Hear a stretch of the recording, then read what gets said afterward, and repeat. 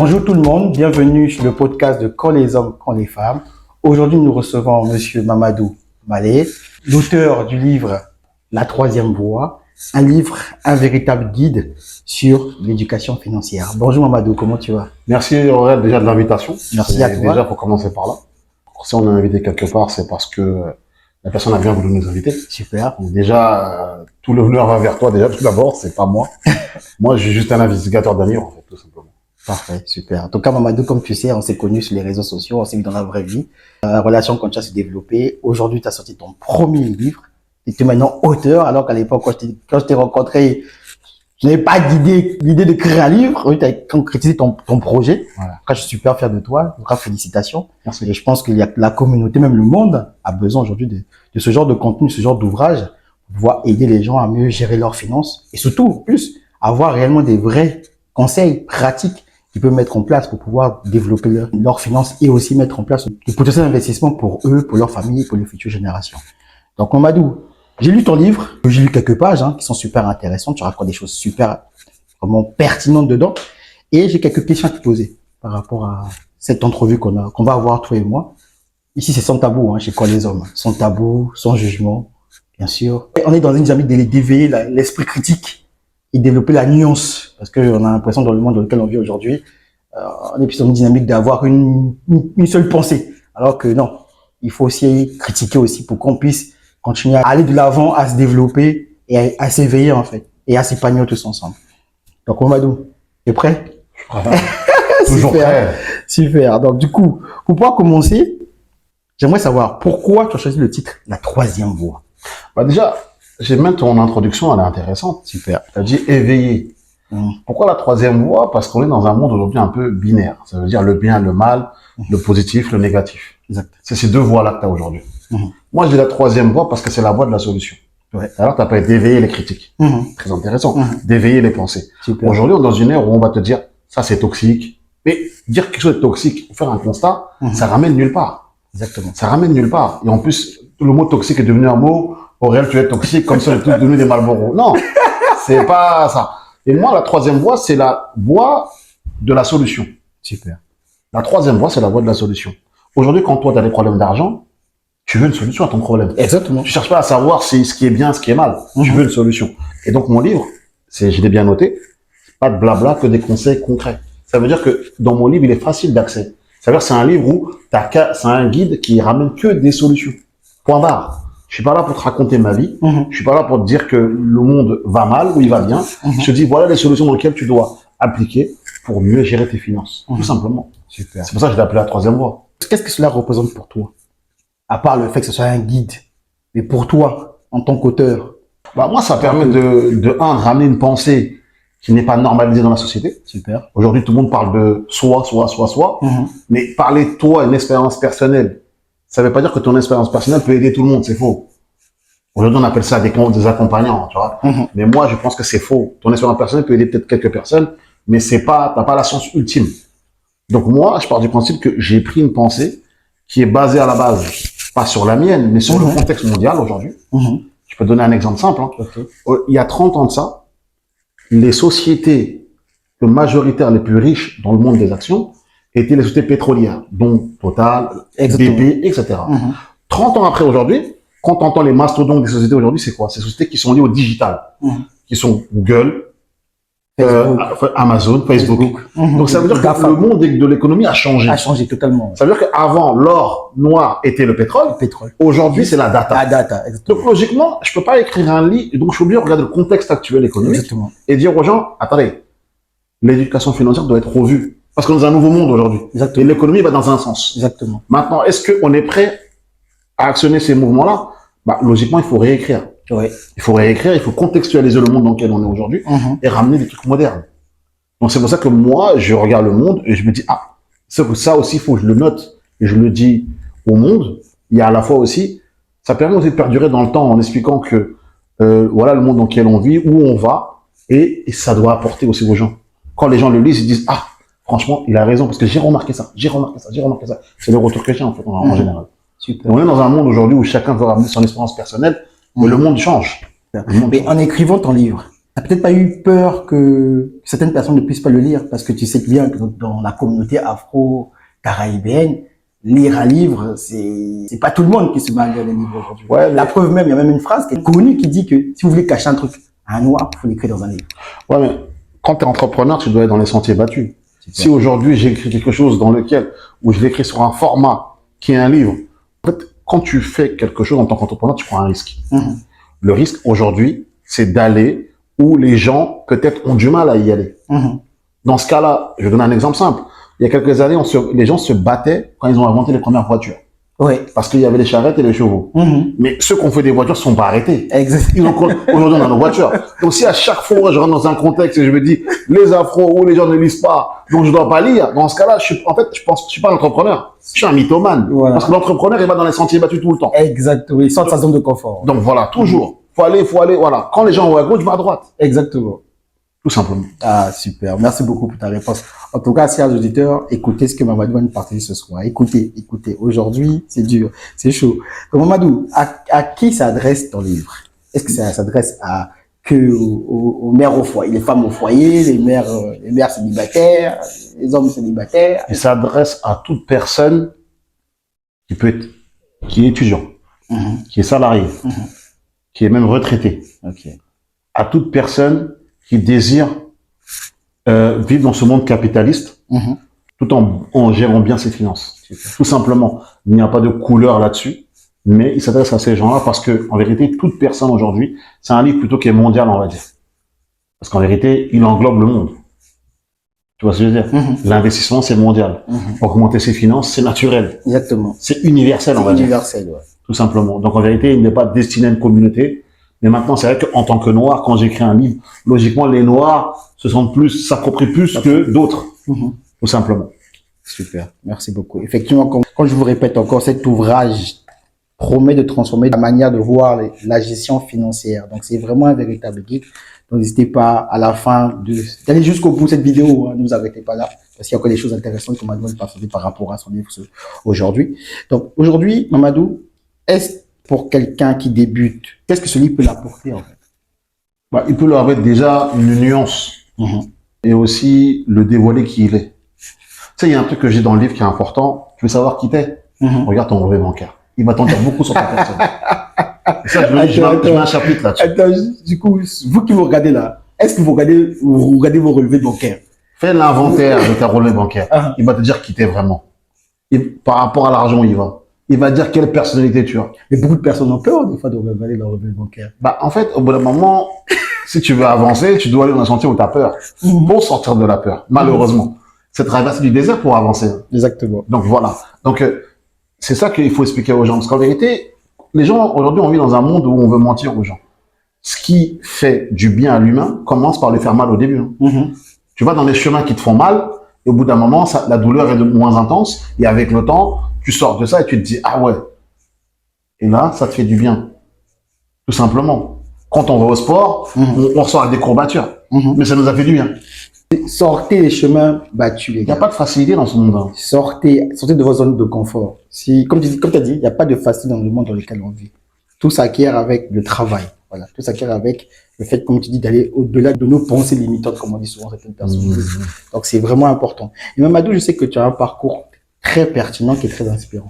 Peux-tu nous partager à nous et aux éditeurs de ce podcast ce qui t'a conduit à écrire ce livre? En fait, ce livre, déjà, faut dire la réalité, j'avais pas conscience pendant longtemps que les gens avaient des problèmes de finances personnelles.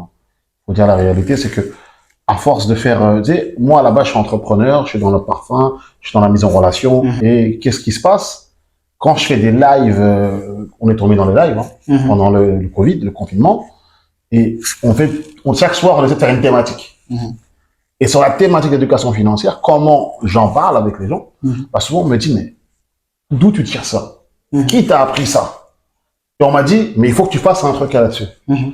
Et big up à Visio aussi, qui m'a dit, il faut que tu écrives un livre. Visio Buzzfare, juste. Voilà, Visio Buzzfare. Comment à César, ça appartient à Qui a César. écrit effectivement près de 9 à 10 livres. Et vraiment, je vous invite à aller checker Visio Buzzfare sur Amazon. C'est vraiment un écrivain hors pair. Il s'appelle de toute façon Junior Peretz. allez sur Amazon, il a écrit au moins presque 10 livres aujourd'hui et c'est quelqu'un qu'il faut encourager et mettre en lumière. Et tu sais pourquoi c'est bien de le nommer? Parce que lui, la différence de beaucoup de gens, c'est qu'il m'a dit, il faut que tu écrives un livre. Mais c'est pas, il a pas dit que ça. Il fait aussi des livres. Ce qui fait que, quand il m'a dit ça, je l'ai écouté, j'ai regardé ce qu'il faisait, je dis, mais attends, lui, il est pertinent. Déjà, il fait, et en plus, il me dit de le faire. Donc, aujourd'hui, t'as plein de gens qui disent, ils donnent des conseils, mais ils font rien. Donc, je me suis dit, quand il m'a dit ça, il m'a un peu percuté. Je me suis dit, ah, ok. S'il a dit ça, peut-être qu'il y a un chemin à prendre. Donc, c'est à partir de là, je me suis dit, ok, je vais aller sur un livre. Je dis, ah, je vais écrire un livre.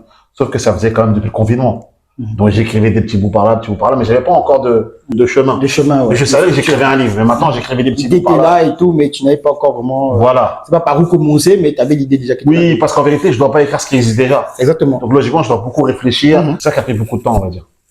Ok. Et du coup, par rapport à ton expérience, peux-tu nous partager une petite anecdote par rapport à un petit défi financier que tu as dû surmonter? Il y en a beaucoup. Non, Il y en a beaucoup, mais j'en prends une petite anecdote. Défi financier, je pense que c'est quand j'ai voulu avoir ma première voiture. Ok. Je me rappelle, ça avait coûté 12 000 euros. Je me suis dit, putain, j'avais rien. En plus, je devais passer le permis et avoir la voiture à 12 000 euros. C'est-à-dire que j'avais visé une voiture. Je me suis mis là-dedans. Et à partir de là, je vais chez mes parents. Je me suis mis pour but de mettre 750 euros par mois de côté. Ok. Ça veut dire que je donnais à mes parents une part, machin. Je faisais un peu de courses et je restais à la maison. À l'époque, je jouais à la PlayStation. Donc, je limitais vraiment mes coûts. Je rentrais à la maison, je jouais. J'allais même pas à la salle de sport, j'allais au parc. Ah ouais. Il y avait un stade aussi, j'attendais qu'il ouvrait pour aller courir là-bas. J'avais limité les coûts. Les centres commerciaux, j'y allais pas jusqu'à que j'ai le permis et la voiture. Mais ce qui est paradoxal, c'est que quand tu as tout ça, on se dit, ah, il est riche, lui, en fin de compte. Mais il est pas riche. C'est que vous avez pas vu les 2 ans de galère. Voilà, c'est ça. Et c'est là où tu te rends compte que les gens sont dans l'aboutissement de quelque chose. Ils sont pas dans le processus. Parce que quand tu arrives avec la voiture et le permis, on dit, attends, il a 19 ans, il a ça. Voilà. Alors, t'imagines pas le travail. T'imagines pas tous les sacrifices que tu as fait à côté. Pour voilà. Et les gens vont toujours regarder ça, ils vont parler que de ça. Exactement. Ils verront jamais le travail derrière, les sacrifices et tout ça. Et cette expérience-là te rend compte des années après que c'est le processus qui compte. Oui, c'est le processus, effectivement. Le processus et la finalité, comme tu as dit, qui compte. C'est que quand une fois que tu as eu ta voiture, tu étais heureux. Du coup, tu as totalement oublié, pas oublié, mais t'as relativisé sur toutes les souffrances, tout ce que tu as eu à mettre en place. Oui, parce qu'à cette époque-là, ils n'en avaient même pas ça. Exactement. C'est ça. Et on te met à un certain niveau, malgré toi. Même si tu dis aux gens, et t'as beau l'expliquer. Tu sais, il y a quelque chose qui est paradoxal aujourd'hui, et surtout à cette époque-là, c'est qu'on va jamais te demander comment t'as fait. On va te demander, on va plutôt te jalouser, ou même te critiquer, ou même parler de ce que t'as. Mais comment t'as fait, c'est pas une question qui traverse l'esprit des gens. Exactement. Et c'est dangereux. Et pourquoi d'après toi? Parce qu'on veut piquer un peu. En fait, malheureusement. Pourquoi d'après toi aujourd'hui, les gens quand quelqu'un arrive au bout d'un projet, au bout de quelque chose, les gens ils jalousent, mais ils ne cherchent même pas à savoir comment il a fait. Bah tu sais, ce qui est drôle, j'en parle dans le livre. Quand je parle des 7 péchés capitaux. Ah bon, on va y arriver. Ok, mais vas-y. Il y a un aspect qui est fort, c'est quand je parle de l'avarice. L'avarice, exactement. Ou quand je parle de l'envie. Quand je parle de l'envie, pourquoi les gens, parce qu'aujourd'hui on a normalisé la jalousie. Qu'est-ce qu'on fait? Admettons t'es fan d'Mbappé. On va mettre, Nike va mettre des Nike à Mbappé. Exactement. Toi, comme t'es fan de lui, tu vas regarder sa tenue vestimentaire, tout ça, et on va te pousser à l'envier. C'est-à-dire qu'on pousse chez les gens l'envie et la jalousie, et de se comparer à des gens qui ne connaissent pas, mais des stars qui sont multimillionnaires, dont ils portent des marques qu'ils ne portent pas. Donc on intensifie ça chez les gens. Donc quand ces gens sortent dans la rue, et te voient toi avec des tenues ou des voitures, ils ont la même expression en fait. Parce qu'on a grossi ça chez les gens. Tu dois te comparer, tu dois regarder la star, comment il s'habille, et tu vas t'habiller comme lui. C'est ça qu'il y a beaucoup de dépenses compulsives. Les gens vont acheter des Jordan à 200, 300, 400, des montres à Rolex qu'ils n'ont pas besoin, ils ont un téléphone, il y a l'heure, pourquoi tu veux Rolex? Mais ils vont le faire parce que on a poussé chez eux, les industriels, à envier, à jalouser les gens, jusqu'à quand ils sortent dehors, au lieu de te demander à Aurel comment t'as fait pour avoir ça. Ah non. Il faut qu'ils critiquent le Vuitton que tu as. Mais les gens, comme ils sont habitués à se comparer, à jalouser les gens, ils ont normalisé ça dans la société. Exactement. Donc on se pose plus de questions aujourd'hui, on réagit. On réagit. Tellement on a normalisé. Tout ça, aujourd'hui, tout dans le monde dans lequel on vit aujourd'hui, on a normalisé beaucoup de choses. Malheureusement. De toute façon, on va y arriver par rapport aux 7 péchés capitaux qui sont dans le livre de Mamadou Malé. Je vous invite encore à aller l'acheter ce livre. C'est vraiment une vraie pépite. Donc Mamadou, en tout cas, merci beaucoup de partager un peu brièvement ton parcours et quelques conseils aussi par rapport à un défi financier que tu as surmonté. Et je pense que ça va aussi les différentes personnes qui vont nous écouter dans ce podcast et dans cette entrevue. Du coup, j'aimerais te poser une question. D'après toi, pourquoi autant de personnes ont du mal à gérer leur argent aujourd'hui?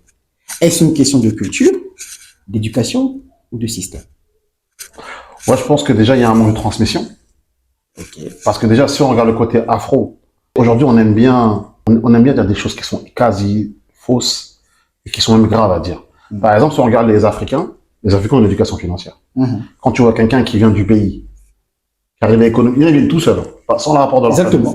Ils sont venus tout seuls, ils sont venus ici. Il y en a, ils sont venus par l'apport de leur famille. Donc, quelqu'un, il a économisé de l'argent, il a envoyé là-bas pour qu'ils viennent. Même, on a même vendu des terrains là-bas pour qu'ils Exactement. Donc, quoi qu'il arrive, il a eu, en plus, quand tu parles de terrain, il faut mettre de côté, le mettre dans un terrain. Et après, après, on le vend quand on peut. Il faut y penser. Donc, on a une éducation financière. Exactement. Le problème, quand on parle de la transmission, c'est que tout ça, c'est des sciences en vérité. C'est des sciences qu'on a. Quand on parle de vos personnel, c'est une science. Donc, nous, on a bien une science qui existe. Exactement. Mais la problématique, on a deux problèmes là-dessus. Il y a deux volets. Première chose, cette science-là, on l'a pas sourcée. On l'a pas notifiée comme une science. Voilà. Deuxième chose, comme elle n'est pas notifiée et on n'a pas reconnue comme une science, on ne peut pas la transmettre. Donc, logiquement, quand toi, t'arrives et tu vois que ton père il est venu du pays, il a eu sa carte de séjour, il a un travail, il a économisé, il a eu des biens au pays, tu te dis, peut-être qu'à son époque, il a eu de la chance. Alors que non. Parce que parce que vu que tu n'as pas de science, quand tu n'as pas de science dans le monde, qu'est-ce qui se passe? Tu commences à imaginer des scénarios. C'est ça le problème de l'ignorance. Tu imagines des scénarios improbables. Ouais, mais à son époque, c'était pas cher, c'est pour ça qu'il l'a eu. Non. C'est juste qu'à cette époque-là, il l'a géré, il l'a mis de côté, et aujourd'hui, ça a pris de la valeur parce que ça fait longtemps qu'il l'a. Et c'est pour ça que la transmission n'est pas, on a stoppé au niveau de la transmission. C'est pour ça que dans mon livre, ce que je dis conseil concret, c'est que j'ai pas pris le système bancaire, j'ai pris le système que nos parents ont fait à la base. Exactement. C'est un système normal que tout le monde peut appliquer.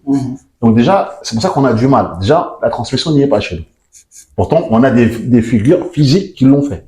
Quand on voyage dans n'importe quel pays en Afrique, les gens en diaspora ont des terrains ou des maisons. En location. Donc, logiquement, on a une éducation financière. Exactement. Maintenant, mais ça n'a pas été nommé éducation financière. Ça n'a pas été nommé. Parce que je sais qu'aujourd'hui, il y a beaucoup de discours comme ça. Oui, nous, les Noirs, les Afros, on n'a pas d'éducation financière.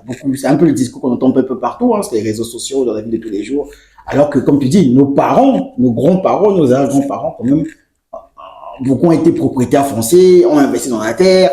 Et même, moi, qui viens de l'Afrique aussi, moi, j'ai vu par exemple mes tantes, elles avaient des business, elles vendaient au marché. Moi, j'ai vu des tantes à moi qui allaient au Bénin acheter des pagnes, des trucs, puis ils venaient revendre au Congo, ainsi de suite, tu vois. Donc, et dire derrière que nos parents n'avaient pas d'éducation financière, du coup, moi, je trouve des fois un peu ce discours un peu aujourd'hui. Ce discours-là, il a deux raisons. La première raison, c'est qui tient le discours. Un commercial qui vend son produit. Donc, logiquement, il n'a pas d'intérêt à te dire que tu as une éducation financière. Ça veut dire que tu as déjà ce que lui vend. Donc, logiquement, tu n'as pas acheté chez lui. Donc, logiquement, ce commercial-là, qui est sur les réseaux sociaux, n'a pas d'intérêt à te dire la vérité. Il va te dire qu'un discours qui prône vers son produit. Exactement. Donc, déjà, il y a ça sur les réseaux sociaux. Le deuxième volet qu'il y a, tu ne gères pas certains produits de la banque, les comptes certains de la banque, les actions, les choses bancaires. Exactement. Tu vois ce que je veux dire? Mais il n'y a pas que cet axe-là aujourd'hui.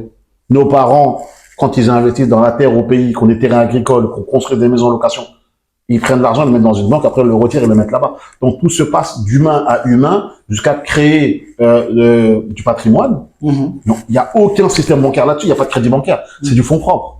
Il y a des gens qui pensent que ça, c'est pas une manière. Le problème avec cette manière-là, c'est qu'elle porte ses fruits.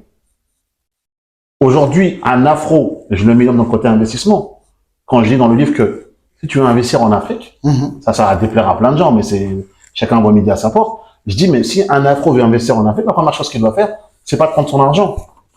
C'est aller regarder chez son père, c'est sa mère, son grand-père, sa grand-mère, si il n'y a pas un terrain agricole qu'ils ont délaissé quelque part. Tout le monde en a en vérité, en Afrique. Commence déjà par répertorier déjà les terrains que vous avez délaissés, et il se peut qu'il y ait des terrains qui seront intéressants. Donc là, tu prends ton argent, tu prends ton billet d'avion, tu vas sur place, et tu peux investir dans ce terrain-là. Tu as fait mon argent, tu as dit un terrain. Exactement. Et en plus de ça, ça t'aide aussi à comprendre d'où tu viens. Et l'histoire de tes ancêtres. Sachant que, avec tous les escroqueries qu'il y a, sachant que tu es assis ici, tu envoies de l'argent pour acheter des terrains, sachant que ça se trouve qu'il y a déjà ces trucs-là dans ta famille, mais c'est des choses qu'on ne dit pas assez aux gens. C'est pour ça qu'on retrouve dans beaucoup d'arnaques, dans beaucoup d'incompréhension. Parce qu'on ne veut pas dire les choses de manière simple aux gens. Prends un billet d'avion, va regarder ta famille, d'où ils viennent. Est-ce qu'il n'y a pas des terrains délaissés? Et tu vas voir qu'il y en a, bizarrement, il y en aura plein. Exactement. Exactement. Et c'est ce que beaucoup de personnes aujourd'hui ne pensent pas faire. Mais je pense qu'il y en a qui commencent à être dans cette dynamique. Mais ce discours-là doit être maintenu. Oui. Mais personne ne le maintient parce qu'aujourd'hui, les intérêts sont autre part. Ceux qui prônent ce que je prône là, bah, ils ont des intérêts. Ils n'ont pas de dire à toi, va faire, hein. Achète chez moi déjà. Tu vois. Et il y a aussi le système bancaire. On essaie de faire aux gens que la banque, c'est la solution. Non, c'est pas la seule solution. Il y a plein de solutions. Il y a plein de solutions pour c'est pas la seule voie. Même dans ton livre, tu en parles même des solutions pour pouvoir investir, pour pouvoir effectivement même financer même des voyages et autres. Donc, tu parles notamment du week-end à 0 €. Tu parles de pas mal de choses intéressantes dans ton livre.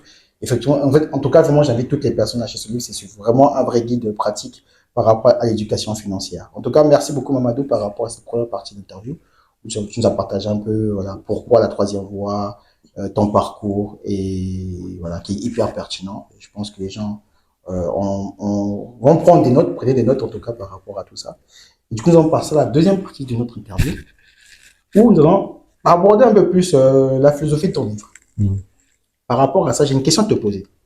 Dans ton livre, tu proposes une approche équilibrée entre surconsommation et avarice. Notamment, tu en as parlé d'avarice tout à l'heure. Pourquoi cet équilibre est-il si difficile à trouver aujourd'hui? Donc, est-ce que c'est la pression sociale, publicitaire, culturelle, les influences de nos choix? En fait, ça revient aussi à un paragraphe quand je dis comment économiser de l'argent en faisant ses courses. Il y a un moment dans ça, je dis qu'il faut faire une liste de ses courses. Mais je dis pas que ça. Je dis après, je vais continuer. Je dis quand tu as fini tout ce que j'ai dit et tu arrives à la liste, tu dois t'y tenir. Pourquoi l'équilibre doit être là aujourd'hui? Ça veut dire qu'une fois que tu as nommé ce que tu as besoin, tu dois t'arrêter simplement à ce que tu as besoin. Aujourd'hui, il y a une incompréhension entre ce que j'ai besoin et ce que je désire. Il y a confusion. Tu peux acheter des choses dans lesquelles tu n'as pas besoin en réalité, mais tu désires l'avoir. C'est pour ça qu'on tombe dans ces travers-là. Et comment tu as cette différence? La différence, elle est très simple. On a besoin de manger, on a besoin de boire, on a besoin de s'abriter. Il y a des choses dans lesquelles si on les a pas, on perd pas de ça. Exactement. On a besoin de s'habiller. Mais s'habiller ne veut pas dire qu'on doit s'habiller avec Louis Vuitton. On peut s'habiller avec Jules, avec Céline, plein de marques. Exactement. Tu vois ce que je veux dire? Donc en vérité, est-ce que vraiment... Il y a même des friperies aussi. Exactement. Il y a des friperies qui... Il y a même des sites internet moins chers aujourd'hui de tous les prix. Exactement. Exactement. Donc logiquement, qu'est-ce qui se passe aujourd'hui? C'est que, est-ce que vraiment c'est un désir aujourd'hui de mettre des trucs ultra chers? Il y a plein de gens aujourd'hui qui rentrent dans des magasins pour un but bien précis. Regarde les caddies de course, hein. Le mec qui rentre avec un caddie pour acheter simplement du lait, du sucre, du café, des choses comme ça. Tu vois des tablettes de chocolat, des Kinder, tu vois. Mais c'est normal, il y a des, comment on appelle ça, les espèces de produits qu'on met toujours en avant là, quand on arrive dans des magasins. On met des espèces, je vais le nom même. Si on met tous des produits qui sont en promo et tout ça quand t'arrives. Oui, on met en rouge. En rouge et tout ça. C'est ce que j'explique. Pourquoi je parle de faire sa liste et s'y tenir? Parce qu'en vérité, si tu tiens pas, tu vas où il y a marqué en rouge et blanc, là. Solde, machin. Solde, voilà, c'est ça. Mais, mon frère, qui te dit d'y aller? Ta boussole doit être ta liste de courses. On te dit 2 produits achetés, un gratuit. Mais regarde comment on joue dans le cerveau des gens. On explique aux gens, tu vas acheter, t'as besoin de 2 packs de lait. Pourquoi t'en achètes 4? Et il y a un qui est offert. Ok, ouais, je veux dire. Dans ce cas-là, on va plus loin. Donc, tu vas rajouter, et tu vas te rendre compte quand tu fais le calcul, en vérité, il n'est pas vraiment offert, hein. C'est juste que, ça reste intellectuel, il y a juste marqué. Mais quand tu fais le calcul à la caisse, sur le ticket de caisse, tu te rends compte qu'il n'est pas vraiment offert, en fait. Exactement. Tu vois ce que je veux dire? Donc, c'est pour ça que je dis que liste, tu dois t'y tenir. Et t'y tenir, c'est important. Il faut se tenir. Quand tu rentres dans un supermarché, tout est fait aujourd'hui avec la musique. Il y a 2 problèmes aussi pour les gens. La musique, les lumières. Mais qu'est-ce qu'ils font les gens quand ils vont au supermarché? Il y a 2 problèmes aussi. Quand tu as faim, tu as envie d'acheter tout et n'importe quoi. Cette histoire de faim. Voilà, il y a ça. En plus. Et en plus de ça, ils vont souvent dans une journée où ils ont plein de trucs à faire. C'est-à-dire qu'ils vont au centre commercial, ils vont dire, bon, 14h à 16h, là, on doit être au centre commercial. Mais à 17h, j'ai rendez-vous chez le coiffeur. Ok. Mais, donc, ça veut dire que comme tu n'as pas le temps de comparer les prix, de faire autre chose, donc, logiquement, tu prends tout ce qui est en haut. Sans pourtant regarder. Sachant que les bons prix sont en bas. C'est en bas. Donc, tu es pressé. Donc, logiquement, aussi, ça aussi, il faut le dire aux gens. Quand tu vas faire tes courses du mois, prends une journée où tu as que ça à faire. Prends ta journée pour les courses. Tu prends ton après-midi, tu vois, mais tu consacres vraiment un vrai créneau pour ça, en fait. Tu vois, et aujourd'hui, quand on parle d'éducation financière partout, tu vas te rendre compte qu'on te dit, il faut se payer en premier. Mais moi, ce mythe, il me fait un peu peur, parce que je me dis, mais si la personne se paye en premier, Elle gagne 2000 euros, elle prend 10%, elle le met de côté.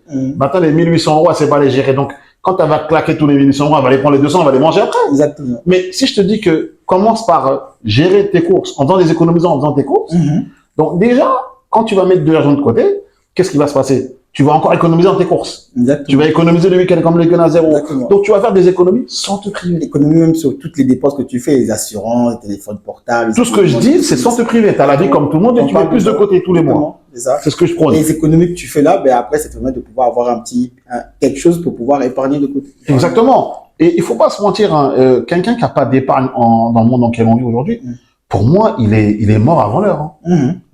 Tous les imprévus qu'on a aujourd'hui, les amendes, tous les trucs qu'on a, ou les coups de fil, où on sait même pas où les amendes dans la boîte à lettres, tout ça.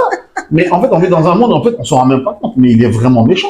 Le monde est dur, avec l'inflation encore, avec tout ça. En plus, depuis le Covid, hein, on vit dans une espèce de restructuration du monde dans lequel on vit, dans lequel on est, et de plus en plus, les choses coûtent cher. Regarde, là, par exemple, quand on voit juste l'énergie, combien coûte aujourd'hui le gaz, l'électricité, c'est aberrant, c'est pas possible.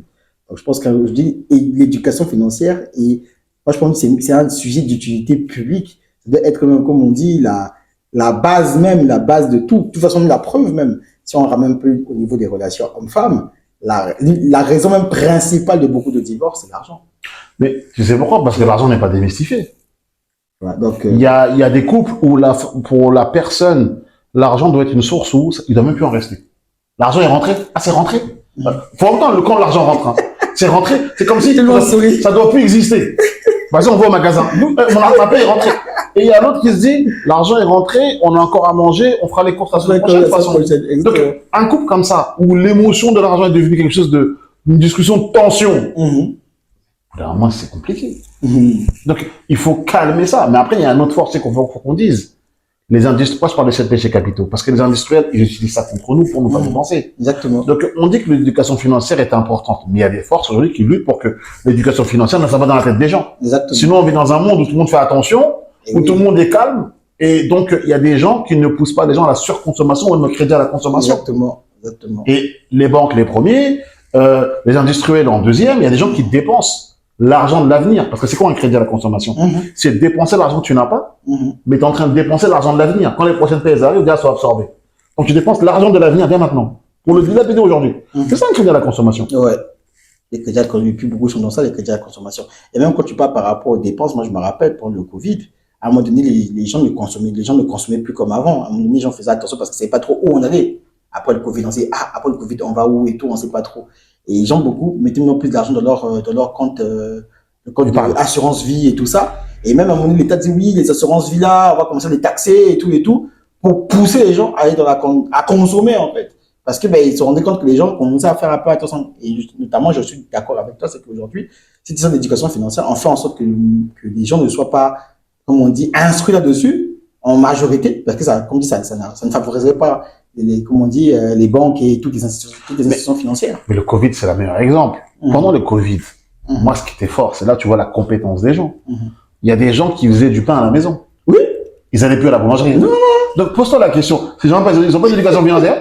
Quand les gens sont au pied du mur, il faut rechercher des ressources au fond d'eux. Exactement. L'être humain, il est comme ça. Oui, de toute façon, c'est ça. Hein. Donc, il est dos au mur. Maintenant, qu'est-ce qu'il cherche? Dos au mur, ouais. Il recherche maintenant des solutions au fond de lui. Aujourd'hui, il faut vivre dans un monde capitaliste où on est toujours dos au mur parce qu'on marche toujours vers l'incertitude. Exactement, oui, la diversité, l'incertitude, donc c'est important. Donc du coup, par rapport à la question, donc pour être dans cette approche équilibrée entre surconsommation et avarice, faut savoir bien définir quels sont tes désirs et quels sont c'est-à-dire les désirs et la différence entre les désirs et les besoins. C'est ça. Bien définir c'est quoi mes besoins. C'est quoi mes désirs par rapport à mon mode de vie et à mon mode de gestion financière. Comme ça permettra à tout un chacun de pouvoir faire des économies. Avec ces économies, pouvoir investir ou épargner ou faire pas mal de choses intéressantes. Super, en tout cas, merci beaucoup Mamadou. Et on parle depuis un petit moment des 7 péchés capitaux. Effectivement, dans ton livre, tu parles des 7 péchés capitaux dans la consommation. Donc, comment le monde dans lequel nous pousse à dépenser, nous pousse à gérer notre argent. Peux-tu nous expliquer ce qu'ils sont et comment ils nous poussent à dépenser de manière irrationnelle? Bon, tu as donné un peu quelques petits détails, mais j'aimerais que tu fasses un focus sur un ou deux péchés qui vont marquer nos auditeurs, comme la paresse ou l'envie? Bah, la paresse, on va commencer par la paresse. On va commencer par la paresse. Prenez des notes, prenez des La notes. paresse, il y a deux axes. Il y a la paresse intellectuelle et il y a la paresse physique. Ok. On va commencer par la paresse physique. Aujourd'hui, si les gens... Tout est dans le livre, hein? Voilà, quand les gens regardent, par exemple, combien ils dépensent avec l'application Uber Eats, ils vont être choqués. Regardez les frais de livraison. Regardez les frais, regardez la dépense que vous dépensez sur Uber Eats. Faites un mois où, allez 5 fois sur Uber Eats dans le monde, vous êtes plus à 100, vous avez dépensé 100 euros déjà. Mais pourquoi? Parce que vous avez eu la paresse de, j'ai la flemme de faire les œufs qu'il y a au placard. Si t'as la flemme, fais des omelettes. Non, je vais commander sur Uber Eats un bon poulet chez poulet braisé. Je te retrouve à 18, 20 euros. 20 euros. Mais quand tu regardes les frais, au moins 3, 4, 5 euros. Tu fais ça 5 fois dans le mois, tu es déjà à plus de 100 euros. Tu vas mettre tes 100 euros là, tu peux les mettre de côté. 100 euros sur 12 mois, c'est 1200 euros. Hey, Tu vois ce que je veux dire? ça, c'est 12 mois. Tu vois ce que je veux dire? Donc ça veut dire que 1200 euros, c'est presque un salaire pour certains. Donc logiquement, tu avais les moyens. C'est un 13e mois. Tu avais les moyens. 1200 Mais tu as subi, tu te dis quoi? Oh, j'ai la flemme, je vais faire ça. La paresse physique. Maintenant, on rentre dans la paresse intellectuelle. C'est là où ça devient plus intéressant. Et les industriels l'ont bien compris.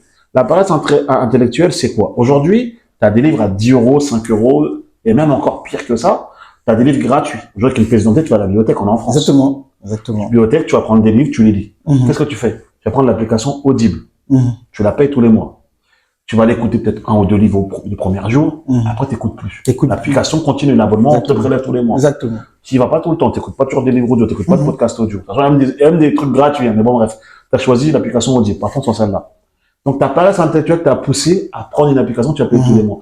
Le problème avec les abonnements, ce qui est bon, c'est que quand tu prends un abonnement, il devient, au bout de 2-3 mois, il devient un quotidien de ta vie. Tu le questionnes plus, hein. Tu le rajoutes dans tes dépenses. Exactement. Ça devient Chaque normal. personne qui prend un abonnement va s'en rendre compte que c'est facile pour le prendre, mais par contre, pour enlever l'abonnement, il faut envoyer un courrier et tout. Et comme tu es dans la paresse intellectuelle de lire un livre, alors écrire un courrier, c'est autre chose. Ou te désabonner. Et c'est pour ça que, donc, ça devient une dépense supplémentaire et tu vas normaliser dans ton train de vie. Et c'est que les industriels ont compris. Au lieu, si tu dis, tu payes d'un coup 1 an Audible, ils vont te dire non. Tu dois le prélever. C'est comme Fitness Park. Tu dois prélever les abonnements. Donc, la paresse intellectuelle fait que... En plus, c'est abonnement automatique. C'est-à-dire que... Exactement. Et après 1 an, c'est au renouvellement automatique. Donc en fait... la paresse intellectuelle, ils vont jouer de ça.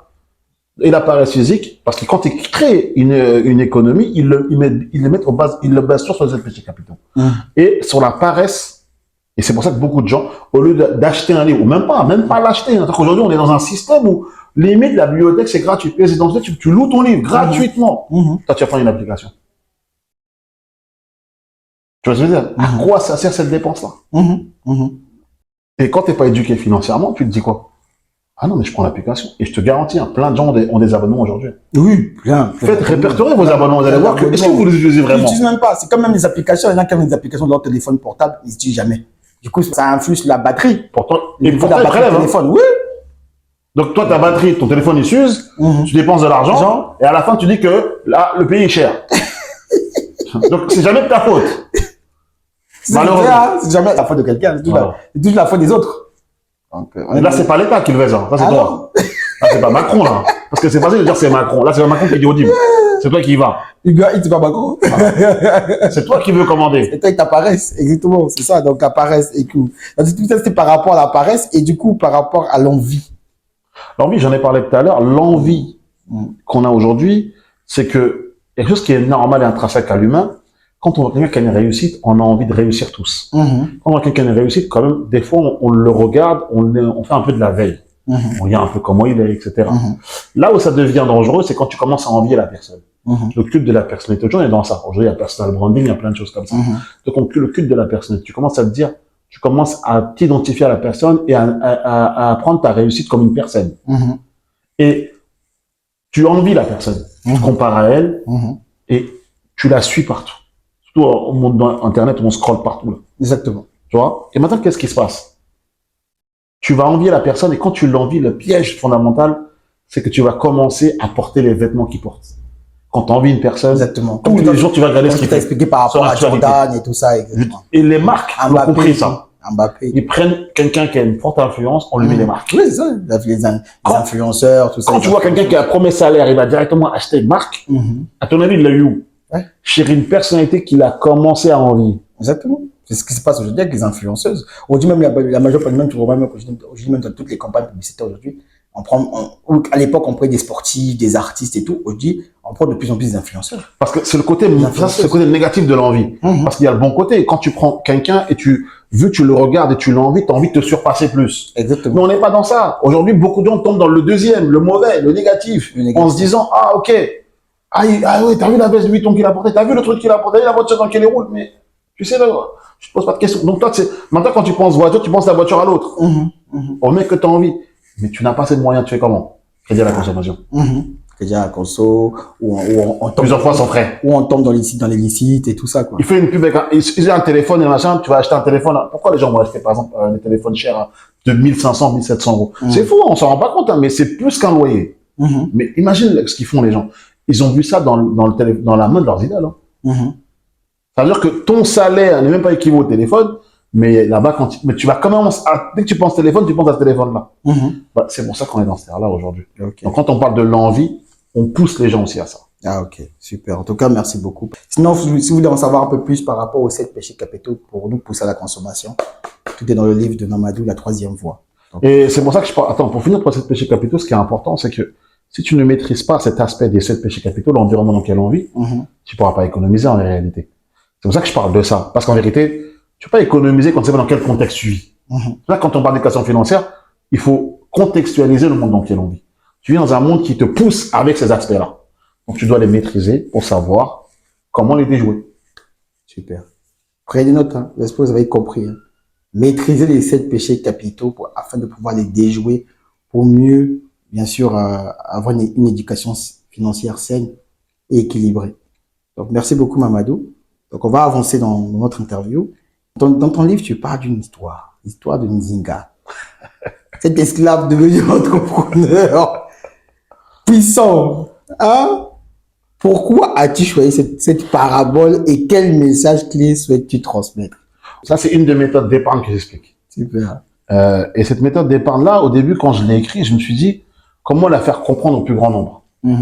Et je me suis dit, mais en fait, chaque méthode, je dois l'écrire d'une manière différente. Et cette méthode-là, je vais l'écrire en forme d'histoire. Donc, j'ai contextualisé le monde d'aujourd'hui. La plupart des gens sont salariés.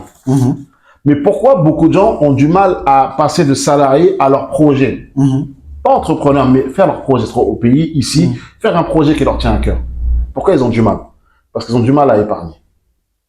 Donc, j'ai pris l'exemple de Nzinga, parce qu'en vérité, j'ai dit que j'ai mis le salarié d'aujourd'hui dans un esclavage moderne. Exactement. C'est dans ça qu'on est. Et esclavage moderne, comment on en sort? Et j'explique qu'est-ce qu'il a appliqué lui pour sortir de l'esclavage moderne.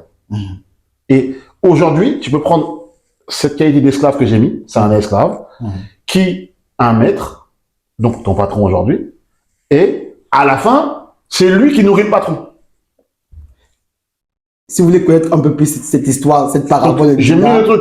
Donc aujourd'hui, tu peux travailler pour un patron, économiser de l'argent en étant salarié, faire ton projet, et à la fin, plus dépendre de ton patron. Exactement.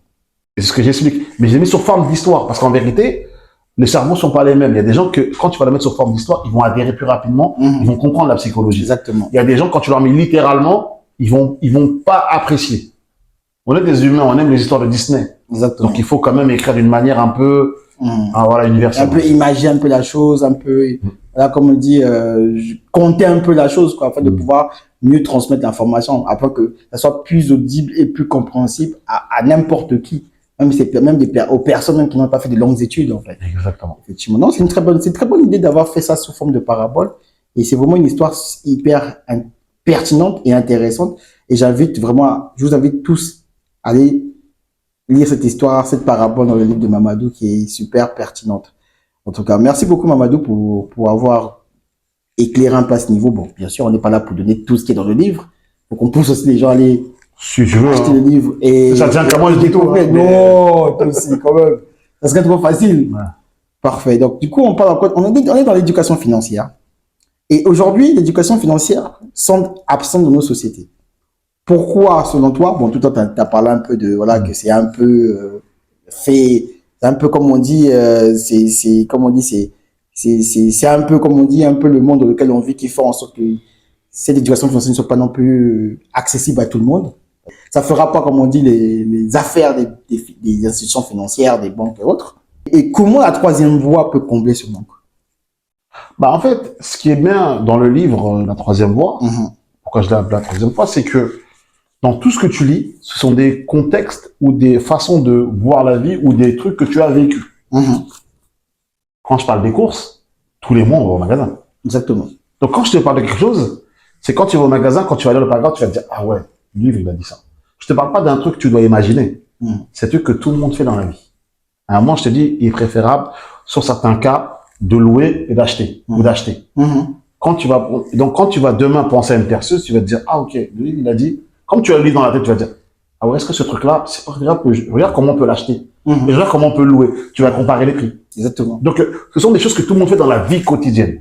Sauf que je te montre la solution qui est adaptée à ton cas. Donc, en vérité, c'est pour ça que c'est très simple d'accès. La plupart des gens qui l'ont lu, ils m'ont dit, mais ton livre, il est trop facile de compréhension. Mais il a été écrit longtemps à cause de ça. Parce que je l'ai écrit, il y a Tombé, Big Up à elle, qui a refait la relecture pour faciliter encore plus l'écriture de ce livre-là. Tu vois ce que je veux dire? La compréhension. La compréhension pour que ça soit vraiment un truc basique que tout le monde peut comprendre. Ok. Avec un langage. Voilà. Et pourquoi elle aussi Tombé, elle a aidé à ça. Mais ça vient pas que de moi, parce qu'il faut dire aux gens. C'est quand je lis le livre de Rick Ross. Ouais, Rick Ross. Quand je lis le livre de Rick Ross, là, quand je lis son livre, il écrit d'une manière très simpliste son livre. Tellement simple que tu te dis, mais il se prend pas la tête. Et je me suis dit, quand j'ai ça, je me suis dit, mais en fait, si je dois écrire un livre, il doit être aussi simple que ça, en fait.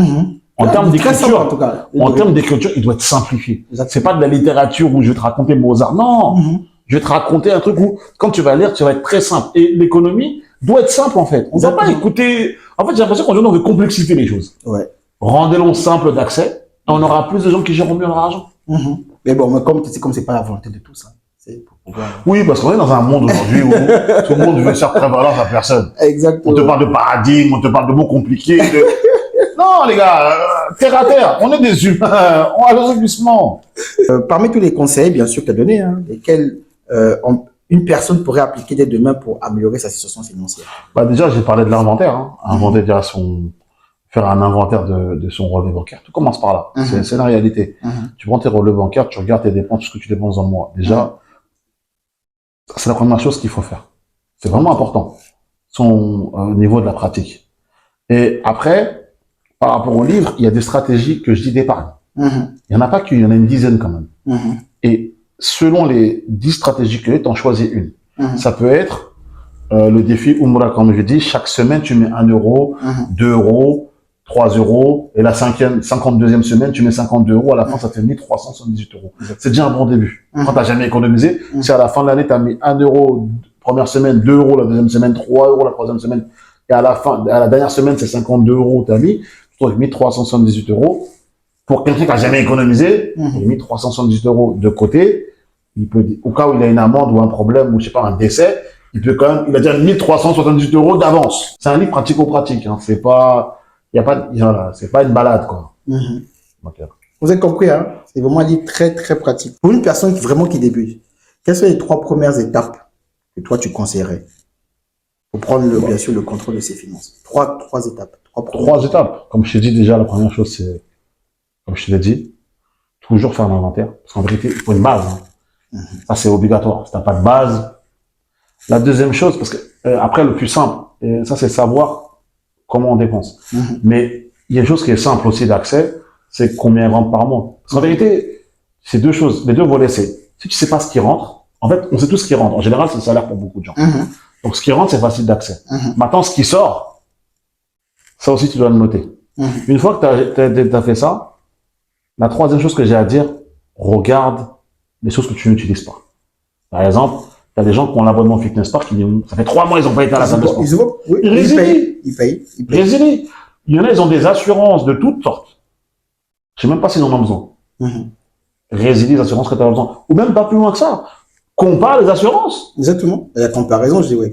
Il y a des assurances aujourd'hui qui sont pas physiques, qui sont en ligne. Qui sont moins chères que les assurances physiques. Pourquoi tu vas pas regarder? Les banques aussi.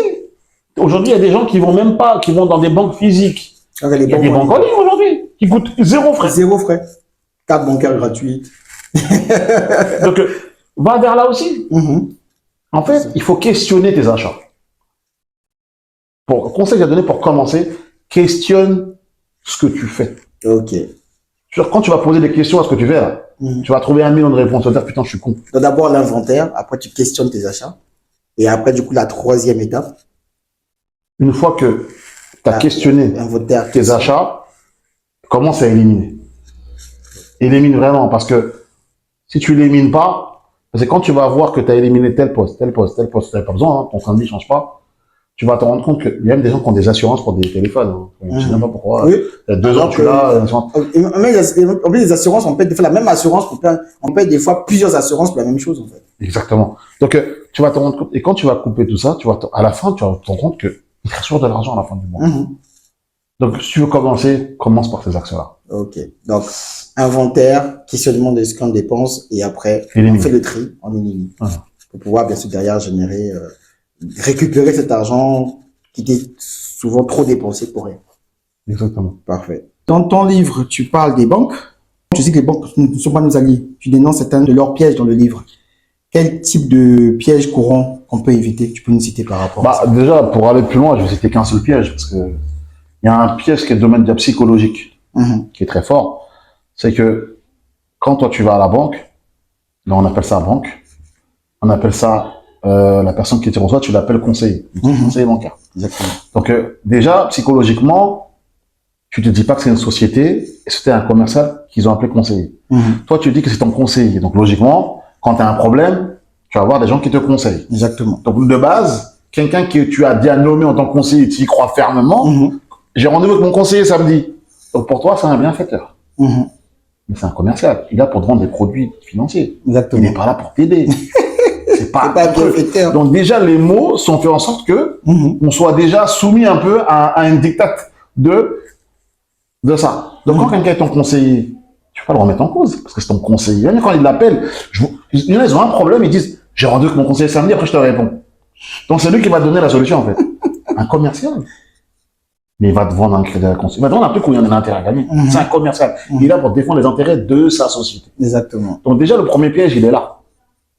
Eux, ils ont fait leur stratégie commerciale, mais toi, tu as adhéré à quelque chose qui est carrément faux. C'est pas ton conseiller. C'est un commercial d'une société. Voilà. Donc, votre banquier n'est pas votre... Donc, déjà, psychologiquement, il y a déjà le piège. Le premier piège, il est là. Après, les autres pièges, je les nomme dans le livre. On va pas s'attarder là-dessus.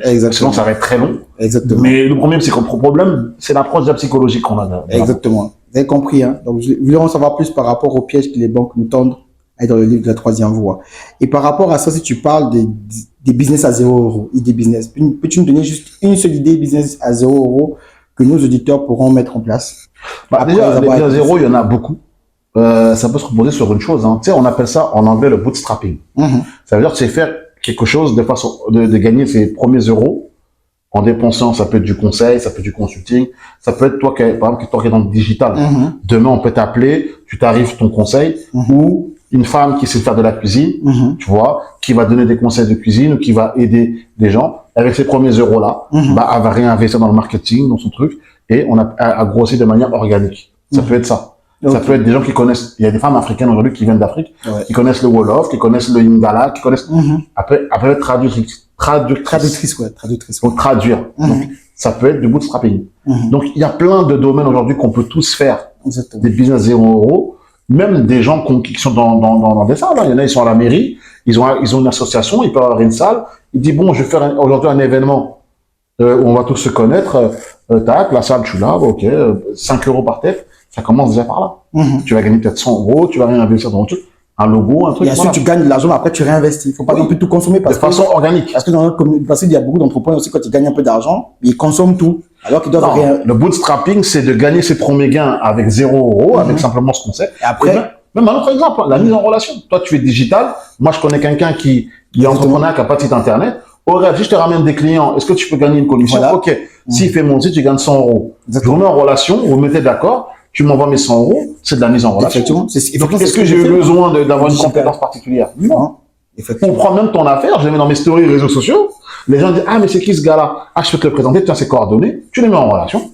Tu gagnes quelque chose. Et avec ça, tu peux commencer déjà à gagner tes premiers gains. Business à 0 €. Tout simplement. Donc, vous avez tous les éléments là dans le livre. Tu insistes sur le fait qu'on peut aider les autres tout en s'enrichissant. Pourquoi investir dans la communauté est-il si important selon toi? C'est important parce que déjà, faut nommer ce qu'est une communauté. C'est des gens avec qui tu as des choses en commun. C'est ça la réalité d'une communauté. Comment tu peux dire que tu as une communauté où tu vis d'une façon communautaire? Ces gens-là, dans cette communauté-là, il y a des gens qui ont des business. Peut-être que ces gens-là, il leur faut de la trésorerie, ou il leur faut du marketing, ou il leur faut plein de choses d'ordre financier. Toi, tu peux investir 100, 200 euros dans ces sociétés-là. Après, contrat, tout ça, il faut tout ficeler aujourd'hui. Il y a des contrats, tout ça, vous faites de façon claire, et tu es actionnaire. Et dans le livre, je dis pas que ça. Une fois que tu as investi dans ces sociétés-là, aujourd'hui, ce qui est bien aujourd'hui, c'est qu'on est tous des commerciaux. Oui. On a tous un réseau social où il y a des gens. Une fois que tu as mis de l'argent dans ces sociétés-là, tu peux prendre ces marques-là, les mettre sur tes réseaux sociaux. Exactement. Les gens ont besoin de savoir que la marque t'appartient. Je peux dire, c'est une amie à moi qui a une société. Mais tu as misé dedans. Donc, tu veux cette société-là, tu la mets en avant sur tes réseaux, tu dis à ta famille de mettre en avant ça, et tu l'aides à avoir des clients. Plus cette société va gagner de l'argent, plus tes gains, tu vas les récupérer des gens. Plus tu es amené à gagner des bénéfices. Et c'est ça, investir de manière communautaire. Ça veut dire que je m'investis 2 fois. 1, financièrement. 2, je suis avec les moyens que j'ai. Et les moyens qu'on a aujourd'hui, on a tous les mêmes moyens. Exactement. On a les réseaux sociaux, on a l'entourage. Donc, c'est ça. 80 contacts dans notre téléphone. Au lieu de mettre de l'argent dans les sociétés que nous-mêmes, qu'on ne maîtrise pas, commençons déjà par nous et mettre où on croit. Et tu sais que cette femme-là est faite pour les cheveux et ça va aider les cheveux afro. Pourquoi tu vois pas avec elle quel deal on peut mettre en commun? Alors qu'on nous pousse à investir chez Apple, chez Microsoft, chez tout, alors qu'on peut investir dans des business comme ça. Ouais, après, il y a des gens qui ont choisi cette voie-là. C'est une voie. Mais cette voie-là n'est pas la seule voie. C'est ce que moi je dis dans mon livre. Je n'oppose pas les voies, mais j'explique qu'il y a plusieurs voies. Il n'y a pas que ceux qu'on met en avant. Il y a aussi d'autres voies. Exactement. Dont la troisième voie. Dans la troisième voie. Si tu devais résumer la troisième voie en une seule phrase, laquelle choisirais-tu? La voie de la solution. La voie de la solution. La troisième voie, la voie de la solution. Pour quelqu'un qui se sent bloqué financièrement, quel serait ton premier conseil pour l'aider à avancer? Bloqué financièrement? Oui. Donc il est bloqué dans l'ascenseur, quoi. Ah, il est bloqué. C'est ça. Effectivement. Je l'inviterai à tout revoir. À te revoir. Je l'inviterai déjà Les à peut-être déjà prendre un consulting chez quelqu'un. Pourquoi pas avec toi? Ouais, bah, s'il m'appelle, on pourrait bien définir déjà ce qu'on pourrait faire. C'est quoi son blocage? Parce que je pense que quand l'ascenseur est bloqué, il y a quelqu'un qui dépanne quand même. Exactement. Donc je peux être le dépanneur. Il n'y a pas de problème. Vous êtes bloqué financièrement. Ça me dérange pas. Vous pouvez contacter l'auteur Mamadou Malé, la troisième voie. Il peut acheter le livre. Et il y a mon adresse, il y a mon adresse mail. Hein. Voilà. Ça peut dépanner. Exactement. Commencez déjà par acheter le livre, le lire, et après ensuite. Il y a une adresse mail. S'il a des questions, il m'envoie par mail les questions. Je peux lui répondre volontairement. Il n'y a pas de problème. Super. Et avec les générations Y et Z, qui ont des besoins et des attentes différents, comment vois-tu l'évolution de la gestion financière des années à venir? En fait, ce qui est drôle dans ce livre, c'est ce que je mets en avant. Il y a un chapitre où je mets investir sur soi avec 0 euros. En tout cas. Tu sais, je parle de quoi dans ce chapitre-là? Je parle de l'IA. J'explique qu'avec l'IA, tu peux dire, parce qu'en fait, investir en soi aujourd'hui, tu peux le faire gratuitement avec l'IA. Il y a des applications IA qui sont gratuites. Comme, je pense, c'était une POE. Elle est gratuite. Tu la télécharges, elle est gratuite sur ton téléphone. Tu la prends, tu peux te éduquer à des compétences juste avec l'IA. Et j'explique toute la stratégie que tu dois faire. Juste avec l'IA. Ça veut dire que la génération qui arrive aujourd'hui, ils seront dans l'IA dans 10 ans. Effectivement, c'est l'IA. Donc, dès maintenant, je te dis dans le livre comment tu vas développer une compétence que tu pourras vendre. Parce que je dis, il faut parler de façon moderne. Le monde a changé. Il faut s'adapter par rapport à comment le monde évolue. Aujourd'hui, il y a un problème qu'on a. Tu sais, on a un vrai problème. Et là, je parle des afros, là. Tu sais, on est dans le débat aujourd'hui de site internet, pas site internet. On est dans ça aujourd'hui. Alors que il y en a, ils sont encore dans la blockchain. Il y en a, ils sont dans la blockchain. Il y a le cloud. Tu es obligé de dire aux gens, mais les gars, le débat que vous faites là, c'est un faux débat. C'est un faux débat. Le monde, il va à une vitesse. Et on doit pas lutter contre ça. On doit s'adapter. On doit s'adapter. C'est ce que, et c'est pour ça que l'éducation financière, je la mets de manière adaptée. On doit s'adapter à toutes les générations. Parce qu'on est dans le monde du digital aujourd'hui. Exactement. Je suis dans le digital, donc je sais quelque chose, effectivement. Donc, et du coup, y a-t-il un conseil secret que tu n'as pas encore partagé qui pourrait transformer la vie financière des éditeurs? Un conseil secret, ou faut acheter le livre? Je le mets dans le livre, le conseil secret, mais je vais en citer un, c'est dans les hommages.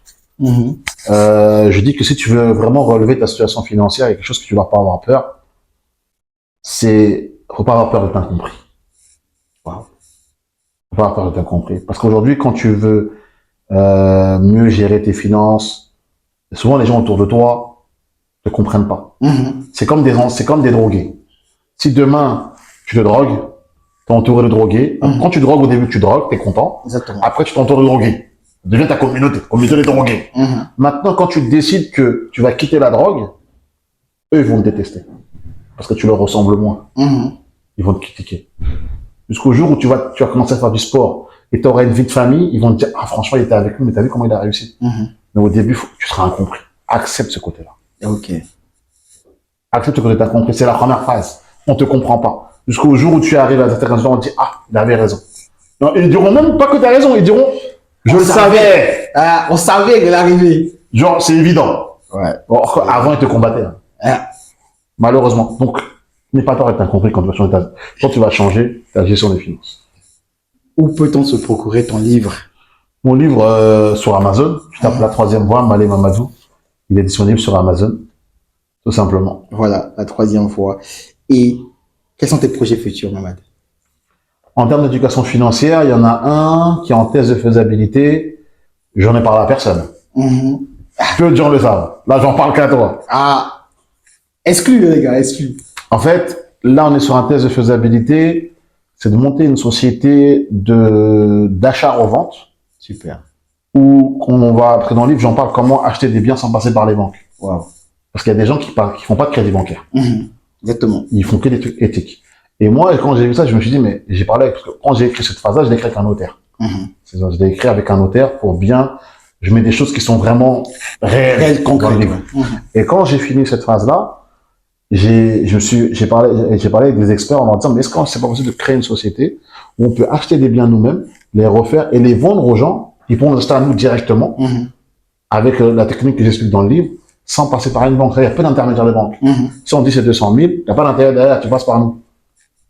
Et le bien est déjà acheté, etc. Donc, en termes de faisabilité, j'ai vu l'expert comptable et tout, c'est bon. Maintenant, on passe sur les trois, il y a plusieurs phases dans ce projet-là. Donc, en termes d'éducation financière, le projet qui arrive, c'est des projets concrets. C'est pas, quand je dis concret dans le livre, c'est pas concret façon de parler. C'est concret de manière, au début, il faut sensibiliser, montrer que ça existe, montrer aux gens. Et après, quand tu ramènes le projet, je serai pas seul sur le projet, il y aura pas mal de gens, mais quand on va ramener le projet, bah, les gens seront déjà conscients que c'est possible. Donc voilà. Et c'est ça aussi, voilà. C'est ça aussi l'entrepreneuriat. Super. En tout cas, merci beaucoup, Mamadou. Merci à toi déjà. On m'a pas accordé le temps ton temps, en fait, pour faire cette merci à toi. Merci d'avoir répondu à toutes les questions que je t'ai posées pour pouvoir éclairer nos auditeurs et aussi pour qu'ils puissent aussi être intéressés d'acheter ton livre. Tu sais qu'il y a une phrase qu'on dit dans ma tradition, qui ne remercie pas les hommes ne remercie pas Dieu. Ça veut dire que tu dois remercier les hommes. C'est une manière de remercier Dieu. La plupart des gens aujourd'hui, ils ont du mal avec le merci. Et après, ils disent que ouais, j'ai des problèmes dans ma vie. Non, t'as pas remercié les hommes, tu remercies pas Dieu. Voilà, la meilleure façon de vivre mieux dans ce monde-là aussi, c'est la gratitude. Wow. Si je suis invité là aujourd'hui, c'est pas moi qui l'avais, c'est toi qui m'invite. Donc, tous les honneurs viennent à toi à la base. Moi, je suis juste un serviteur. Merci beaucoup, Mamadou. Pas de souci. La communauté Quoi les hommes, quoi les femmes, nous avons reçu Mamadou Malé aujourd'hui, l'auteur de La Troisième Voie, donc un livre, un véritable guide d'éducation financière, un guide pratique. Donc, allez-y l'acheter.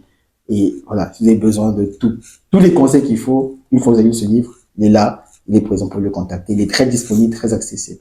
En tout cas, prenez soin de vous et je vous dis à très bientôt. N'hésitez pas à laisser un like, un commentaire par rapport à cette vidéo que nous allons tourner par rapport à l'éducation financière. Et dites-nous aussi comment vous gérez vos finances. Quelles sont les choses pratiques que vous avez mis dans votre quotidien pour mieux gérer vos finances. Donc, merci beaucoup à vous et je vous dis à très bientôt pour une autre interview, un autre invité. Très bientôt. Au revoir.